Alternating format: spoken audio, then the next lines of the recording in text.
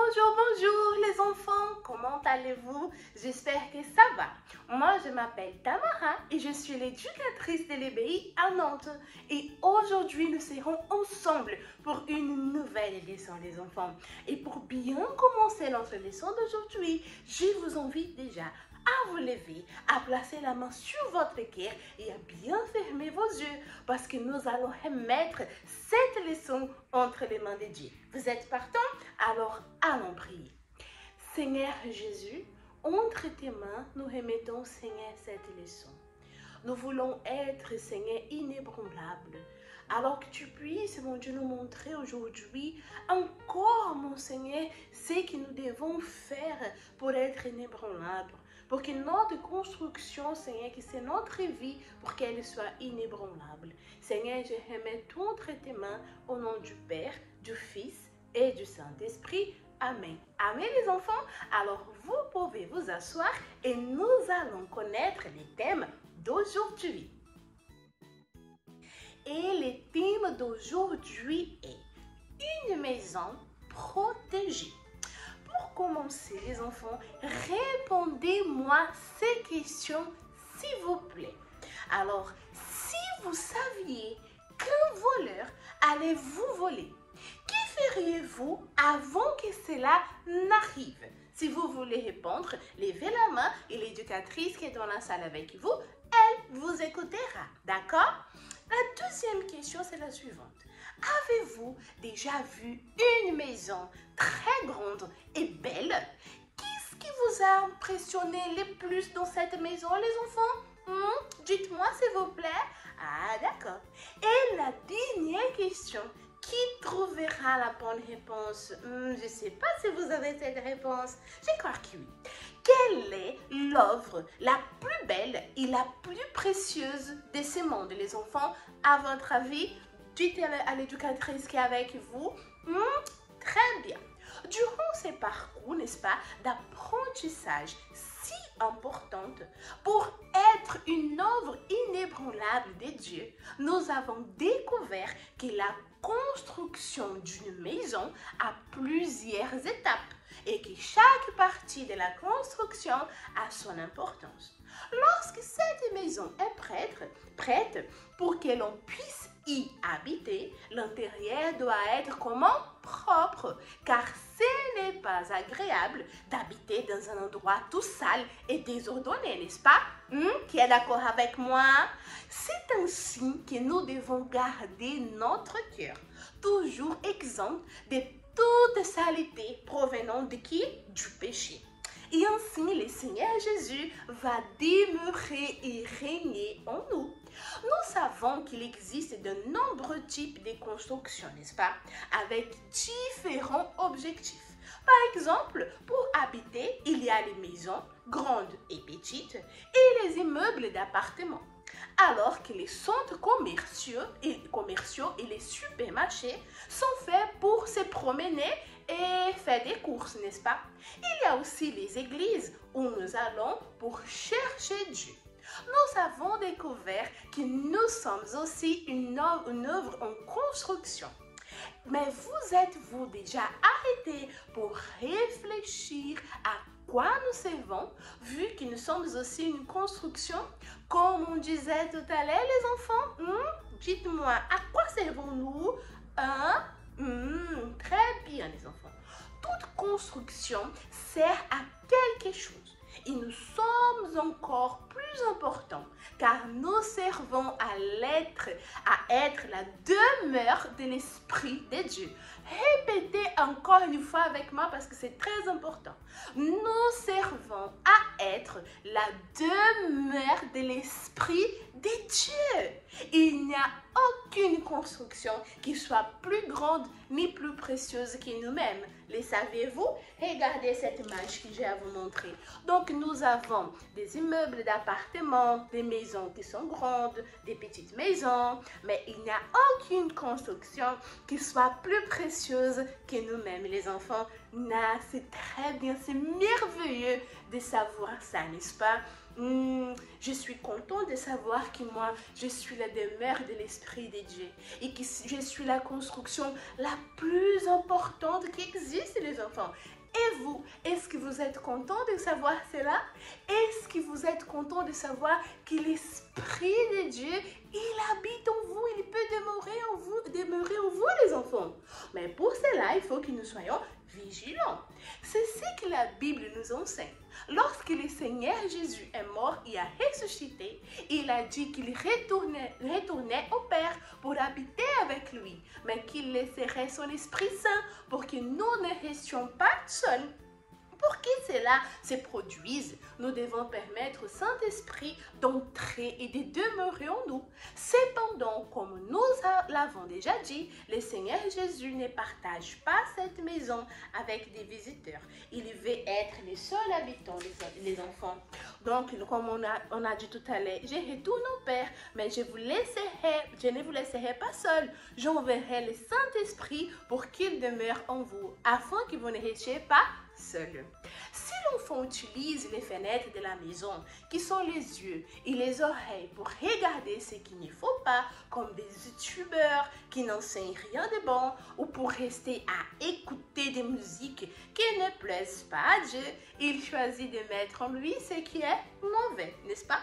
Avec ces attitudes, l'enfant choisit-il d'avoir Dieu comme l'habitant principal de sa maison? S'il écoute ce qu'il ne faut pas, s'il suit des youtubeurs qui n'enseignent rien de bon? Non, pas du tout, n'est-ce pas les enfants? Ah oui, c'est la vérité les enfants. Il y a un verset dans la Bible qui dit que si le maître d'une maison savait quand les voleurs allaient venir, il veillerait, il ne laisserait pas sa maison être volée, bien sûr.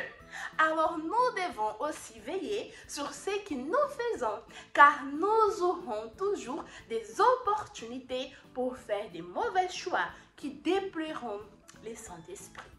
Cependant, lorsque nous décidons de faire ce qui est correct, il nous aide à vaincre nos volontés et à faire ce qui lui plaît en nous protégeant de tous les mal, les enfants.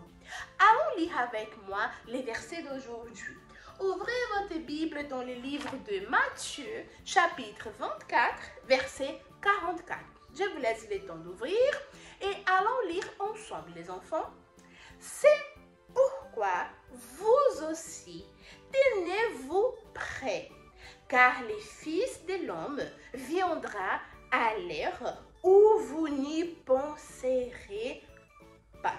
C'est écrit dans le livre de Matthieu, chapitre 24 et verset 44. Si nous voulons être la demeure du Saint-Esprit, nous devons être attentifs à tout moment à ce que nous permettons d'entrer en nous. Tout ce que nous regardons, écoutons, nous pensons et sentons, que nous faisons avec nos mains et avec qui et où nous allons. À tout moment, nous devons être attentifs afin de ne pas permettre que notre maison soit envahie par qui? Par les mal. Si nous veillons et que nous avons la crainte de plaire à Dieu, en tout, nous serons remplis du Saint-Esprit et il, nous les enfants, nous gardera. J'ai une image à vous montrer. Il dit, à quelle heure le voleur viendra-t-il? Ah, il dit aussi les versets. C'est pourquoi vous aussi, tenez-vous prêts, car le Fils de l'homme viendra à l'heure où vous n'y penserez pas. Donc l'enfant, il est là, il dit, je vais veiller pour que le mal ne rentre pas. Qui ici, les enfants, veut être rempli du Saint-Esprit? Moi, je veux. C'est pourquoi nous allons en ce moment les chercher de tout notre cœur et nous allons demander aussi la force pour rester toujours vigilants. D'accord? Alors, levez-vous, s'il vous plaît. Seigneur Jésus, merci Seigneur pour tout ce que nous avons entendu et écouté aujourd'hui. Seigneur, que tu puisses nous aider à mettre cela en pratique. Ici, Seigneur, il y avait un comportement, une attitude que nous étions en train d'avoir, Seigneur, et qui te déplaisait, et ainsi permettait que les voleurs rentrent dans notre corps, dans notre maison, dans notre cœur, Mon Dieu, nous disons non à cela maintenant et nous prenons l'attitude, la décision de ne plus jamais agir ainsi. Et nous te demandons, Saint-Esprit, viens faire demeure en nous. Saint-Esprit, viens habiter en nous. Remplis-nous, Saint-Esprit, de ta présence, mon Dieu. Nous sommes dans ce jeûne de Daniel et tout ce que nous voulons, c'est ta présence en nous. Les enfants, dites au Seigneur combien vous l'aimez. Dites au Seigneur que vous voulez qu'il habite en vous et qu'il puisse remplir votre intérieur de sa présence. Seigneur, je remets tout entre tes mains au nom du Père, du Fils et du Saint-Esprit. Amen. Amen les enfants, alors restons attentifs pour garder notre demeure seulement pour le Saint-Esprit, pour que seulement lui puisse habiter en nous. Les enfants, aujourd'hui nous avons appris que nous sommes aussi une construction, n'est-ce pas? Et le Saint-Esprit, il habite en nous, il fait demeure en nous. Mais il ne partage pas cette maison avec quelqu'un d'autre. C'est pour cela que nous devons faire attention pour que les voleurs ne rentrent pas chez nous. Chaque partie de notre construction doit être attentive. Par exemple, avec nos oreilles, nous devons être attentifs à ce qu'il ne faut pas écouter, n'est-ce pas? Ce qu'il ne faut pas dire, nous devons être attentifs avec notre bouche. Il n'est pas dire des gros mots, n'est-ce pas? Nous devons aussi être attentifs à ce qu'il ne faut pas regarder. Ça veut dire être attentif avec les yeux, n'est-ce pas? Nous devons être également attentifs avec nos mains pour ne pas prendre ce qui ne nous appartient pas ou ce qu'il ne faut pas faire avec les mains, comme ce petit garçon il fait, n'est-ce pas? Et nous devons aussi faire attention avec nos pieds, avec qui et où il ne faut pas marcher. Allez, d'accord? Mais nous avons aussi des choses que nous devons faire, n'est-ce pas, avec chaque partie de notre corps. Par exemple, avec les pieds, avec qui et où il faut aller, avec des personnes, des bons amis, des personnes qui nous font du bien, n'est-ce pas? Ah, ce qu'il faut écouter, on peut écouter les chansons de l'ébéi, n'est-ce pas les enfants? Ah, ce qu'il faut regarder, comme je disais tout à l'heure, nous pouvons aller sur les sites de l'ébéi, n'est-ce pas? Les sites du Centre d'accueil universel, sur la rubrique de l'ébéi, et regarder les leçons. Ah, ce qu'il faut faire avec les mains, aider un ami quand il a besoin d'aide, n'est-ce pas? Et ce qu'il faut dire avec notre bouche, au lieu de dire des gros mots, nous pouvons inviter un ami pour venir à l'éveil, n'est-ce pas? Et ainsi, nous allons garder notre maison propre et le Saint-Esprit y demeurera pour toujours, les enfants.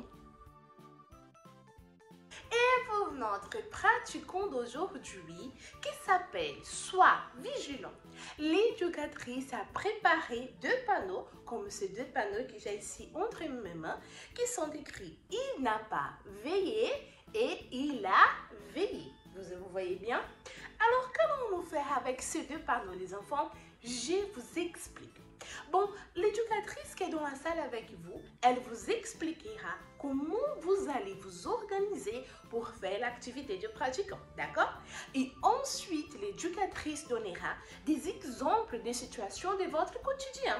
Et vous allez dire si, avec cette attitude, vous avez veillé ou non, ou du ou non, tout en levant les panneaux correspondants, d'accord? Par exemple, ta maman, ta mère, t'a demandé de ranger tes jouets et tu étais très fatigué, mais tu as choisi d'obéir et d'aller te reposer. Quel panneau choisi? Il n'a pas veillé ou il a veillé? Il a veillé. En autre situation, tu as dit un gros mot et a enfoncé quelqu'un. Quel panneau on utilise? Il n'a pas veillé, n'est-ce pas? Avez-vous compris comment notre activité du pratiquant va se dérouler, les enfants? Alors, je vous laisse finir le pratiquant avec l'éducatrice.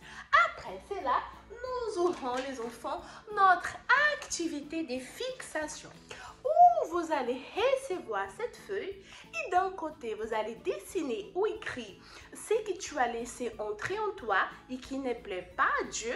Et de l'autre, dessine ou écrit de ces côtés ce que tu feras pour rester attentif ou attentive à partir d'aujourd'hui. Donc, c'est ça notre activité, d'accord? Après cela, nous aurons également notre mémorisons les versets. Bon, mon verset, il est ici dans ces pots et je l'ai partagé, je l'ai découpé mot par mot, ainsi comme l'éducatrice qui est dans la salle avec vous. Qu'allons-nous faire avec ça? Alors, je vous laisse découvrir avec l'éducatrice, ok, qui est dans la salle avec vous. Soyez attentifs aux consignes de l'activité du mémorisant pour que vous puissiez maîtriser les versets par cœur, d'accord? Bon, les enfants, nous arrivons à la fin, mais est-ce que vous pouvez transmettre un message de ma part à vos parents, à vos responsables? Est-ce que vous pouvez faire ça pour moi? Alors, soyez attentifs. Dites-le que mercredi à l'éveil, nous parlerons plus de ce thème et que dimanche 31, nous apprendrons davantage sur la Pâques, les enfants. Alors, qui sera là avec nous? Je sais que vous n'allez pas manquer, les enfants. Et en parlant des familles, n'oubliez pas non plus de partager avec eux tout ce que vous avez appris aujourd'hui à l'éveil. Vous pouvez parler du verset, vous pouvez faire les mêmes jeux que nous avons fait aujourd'hui. N'oubliez pas de parler du thème et d'expliquer ce que nous avons appris aujourd'hui. D'accord? N'oubliez pas les sites du Centre d'accueil universel sur la rubrique de l'éveil, les enfants. N'oubliez pas, nous sommes en train de faire les défis du jeûne de Daniel. Alors là-bas, vous pouvez trouver les leçons de l'éveil, des chansons de l'éveil. Ça va être très bien de faire tout ça avec vos parents, avec vos responsables, n'est-ce pas? Bon, les enfants, que Dieu vous bénisse. Je vous dis à bientôt!